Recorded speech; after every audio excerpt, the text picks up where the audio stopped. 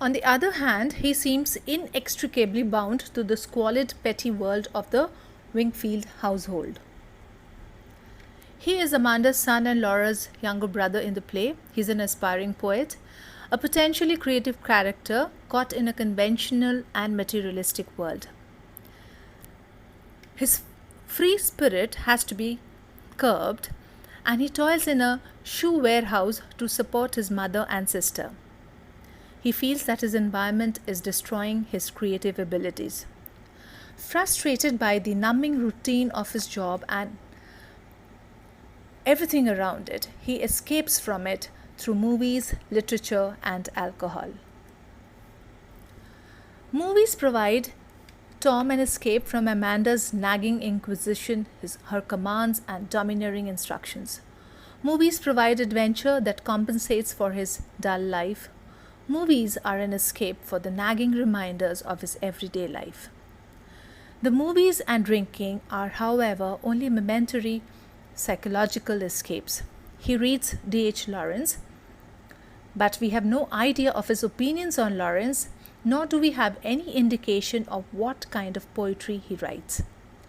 Amanda does not appreciate the greatness of an established creative genius that D.H. Lawrence is, and she throws away, she doesn't really throw away, but she returns the book of Lawrence to the library.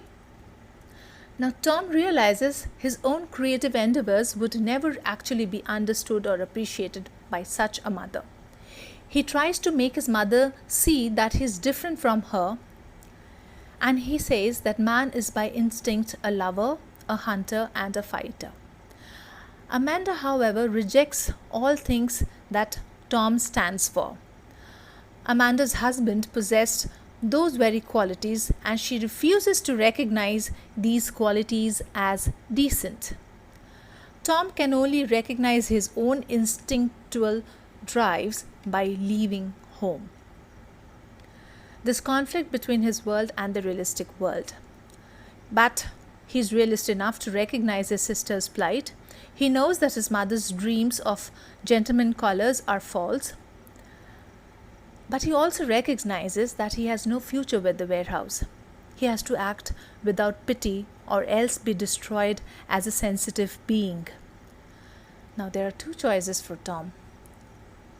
He leaves his mother and sister, or he be destroyed and consumed by the worlds of illusion, deception, and withdrawal. When he leaves, it is an act of painful honesty. His rejection of his family is not a selfish, egocentric escape. Tom recognizes that he must escape in order to save himself as a means of self-preservation. He knows that if he stays, he'd be destroyed as a man and as an artist. As a man, an artist, and as a sensitive individual, he has never been able to forget his life and especially the delicate charm and loveliness of his sister. His attitude towards Amanda and Laura has puzzled critics. We know that he cares for them, but is also frequently indifferent and cruel towards them. The closing speech of the play demonstrates his strong feelings for Laura. Now, critics feel Tom's confusing behavior indicates an incestuous attraction towards his sister and his shame over that attraction. Our next character is the mother, Amanda Wingfield. She's mother of Tom and Laura. Her husband deserted her years ago. She raised her son and daughter almost single-handedly. She is the faded belle, originally from a genteel southern family. She suffered a reversal of economic and social fortune, and now she clings fervently to memories of a vanished genteel past. Her maintenance of genteel manners in very ungenteel surroundings can appear tragic, comic, or downright grotesque. Since this is a memory play, her memories are maximum. She takes the maximum trips down memory lane. She lives alternately between a world of illusion and a world of reality. The fluctuations between these two worlds is her only defense against the boredom and emptiness of her living. She lives partially in the world of her youth and her gentleman colors in order to escape the brutalities of today's world. In the present, she nags Tom constantly and worries about Laura's future. She's also worried about the money ill spent. She uses escape mechanisms in order to endure her present position in life. One of those mechanisms is the memory of Blue Mountains and the 17 gentlemen callers of one Sunday afternoon. She refuses to acknowledge that her children are different from her. She refuses to acknowledge that Laura is crippled and instead refers to her as having only a slight physical defect. She refuses to accept the fact that Tom is quite different from her and that he, like his father, will someday leave in search of adventures. Therefore, she is in a state of constant denial and wants to live life through her children. She wants the best for her children, yet is overbearing and nagging. However, she reveals a willingness to sacrifice for her loved ones and subjects herself to the humiliating drudgery of subscription sales in order to enhance Laura's marriage prospects. She is a proud, vivacious woman with never-say-die attitude, possesses great determination and strength.